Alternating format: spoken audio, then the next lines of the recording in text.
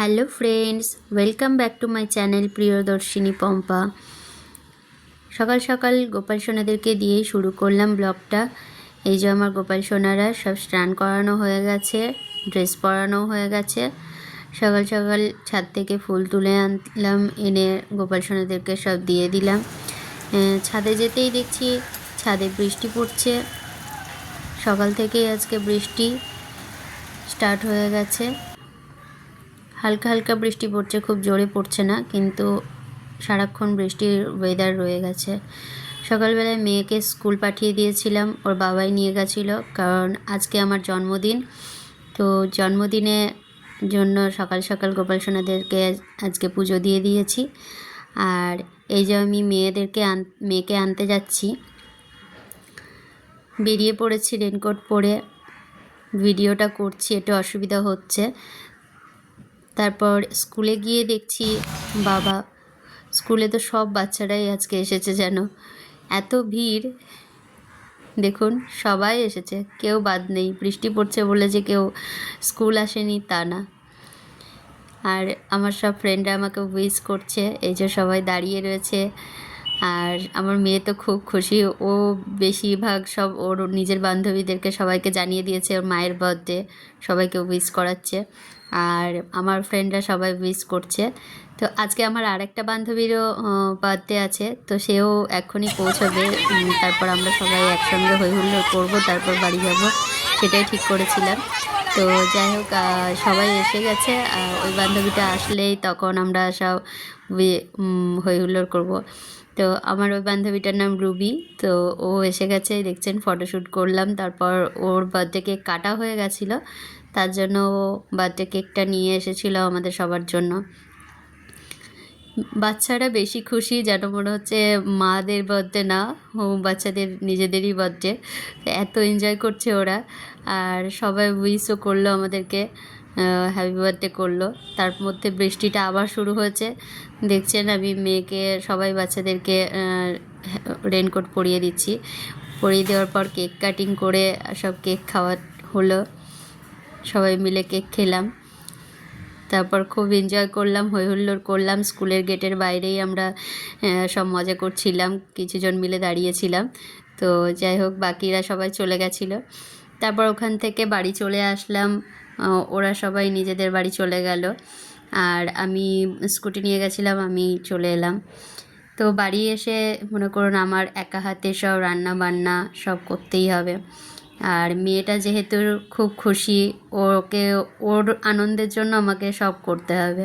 5 রকম ভাজা, ডাল, সবজি সব কিছুই করতে হবে।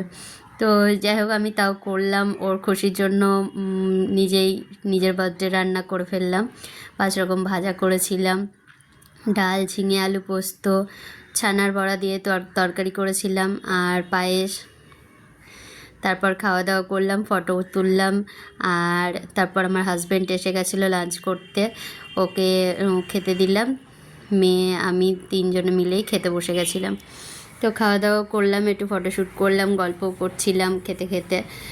খুব মজা পাচ্ছিলো। আমার মেয়ের আনন্দের জন্য যেন আজকে আমার বার্থডেটা আরও আনন্দময় হয়ে গেল। খুবই আনন্দ করছিলাম। তারপর খাওয়া দাওয়া করে উঠে একটু রিলস বানালাম, ফটোশ্যুট করলাম। আর ও আসার সময় রসমালাই আর আম নিয়ে এসেছিলো, সেটাও খেলাম। খেয়ে উঠে তারপর দেখলাম আমার জন্য গিফটও এনেছে, শাড়ি।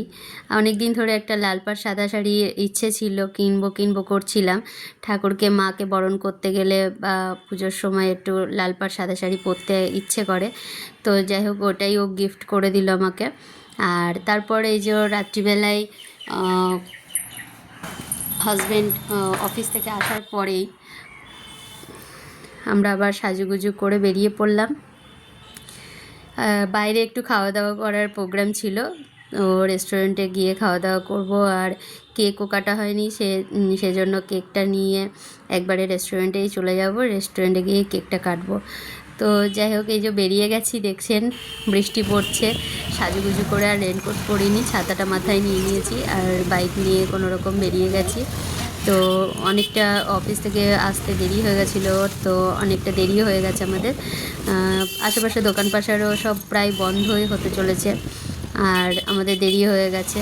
তো যাই হোক, কেকটা তো কেনা হয়নি, ও কেক কেনার জন্য আমাদের গাড়িটা দাঁড় করিয়ে একটু দেখলো এদিক ওদিক। তো দোকানে কোনো দোকান খোলা নেই, সব দোকানে বন্ধ হয়ে গেছে, আর কোথাও পেলো না কেক। তো তারপর ও আমাদেরকে বললো চলো তোমাদেরকে রেস্টুরেন্টে নামিয়ে দিই। মেয়ের অনেক ইচ্ছে ছিল আমিনিয়াতে গিয়ে খাবে, কিন্তু আমরা যেহেতু ভেজ খাই, সে ভেজ খাবার কোথাও ভালো সেরকম পাওয়াই যায় না, আর ভেজের তো বিভিন্ন রকম আইটেম তো পাওয়াই যায় না। যাই হোক, আমিনিয়াতে তাও রিস্ক নিয়ে ঢুকে গেলাম দুজনেই, দেখা যাক কি পাওয়া যায়। আর হাজব্যান্ড বলল আমি কেকটা কোনো রকম ব্যবস্থা করে নিয়ে আসছি, তো কেকটা আনতে চলে গেল। আমরা দুজন রেস্টুরেন্টে ঢুকে গেছি আমিনিয়াতে, হাতিবাগানে আমিনিয়া। তো গিয়ে বসেছি, বসে মেনু কার্ডটা দেখছিলাম, দেখলাম যে খুব একটা কিছু নেই, তবে মোটামুটি বিরিয়ানি টাইপের একটা বলছে, দম বিরিয়ানি, ভেজ দম বিরিয়ানি আর পনির দো পেঁয়াজা, এ দুটো অর্ডার করে দিলাম আমাদের জন্য, আর হাজব্যান্ডের জন্য মাটন বিরিয়ানি। আর আপাতত এটাই অর্ডার করে আর স্যালাড অর্ডার করে দিলাম। তা করতে করতে ও চলে এলো কেক নিয়ে। তারপর শুনলাম যে কোনো দোকান খোলা ছিল না, তো ও একটা আমাদের চেনা দোকান ছিল, সেখানটায় গিয়ে দোকান ওপেন করিয়ে আবার কেক নিয়ে এসছে।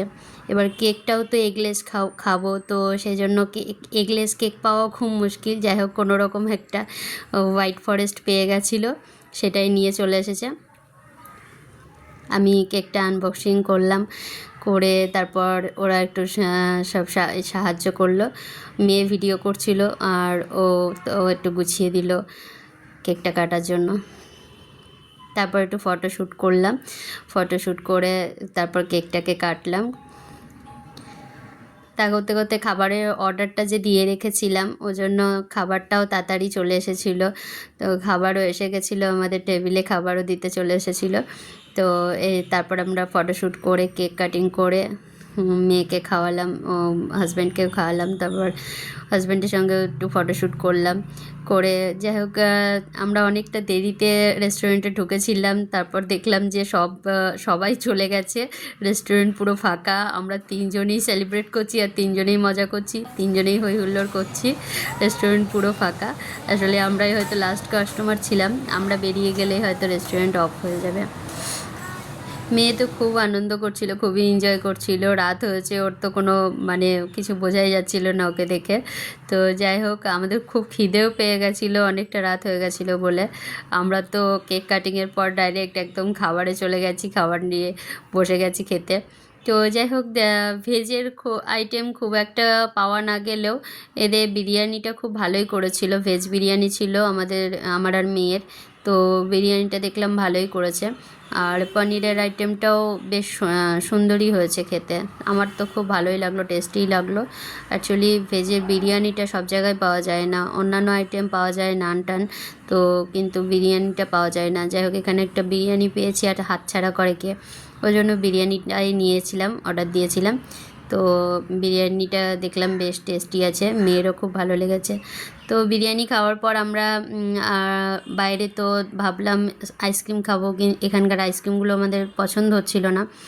বাইরে আইসক্রিম পাওয়া যাবে এত রাত্রে, সেটা চিন্তা করে আমরা ফিরনি অর্ডার দিয়ে দিলাম, কারণ বাই চান্স যদি বাইরে গিয়ে আইসক্রিম না পাই তখন মেয়েটার মন খারাপ হয়ে যাবে। আর আমার বার্থডেটা আসলে মেয়েকে খুশি করার জন্যই হচ্ছে এরকম ব্যাপার, আসলে মায়ের খুশিটা আসলে মেয়ের খুশিতেই, আর অবশ্যই মেয়ের খুশিও মায়ের খুশিতে আমার যা মনে হয়। কারণ আমার মেয়ে এত এনজয় করেছে, এই যে দেখুন নাচ করছে, গান করছে, উল্টো পাল্টা গায়, গানের তো কোনো মাথা মুন্ডু নেই, যা পারে তাই গান করে। তো ওটাই আমার খুব আনন্দ লাগে যে ও এনজয় করছে, এটাই অনেক বড় ব্যাপার। তো আমরা খাওয়া দাওয়া করে রেস্টুরেন্ট থেকে বেরিয়ে বাড়ির দিকে ফিরছি, দেখুন রাস্তাঘাট পুরো ফাঁকা, কলকাতার রাস্তা এরকম ফাঁকা তো দেখা যায় না, আর তার মধ্যে এটা হচ্ছে হাতিবাগান। ব্লগটা এখানেই শেষ করলাম, আপনারা সবাই পাশে থাকবেন আমার, আর ভালো লাগলে অবশ্যই একটা লাইক করে যাবেন আর আমার সঙ্গে থাকবেন।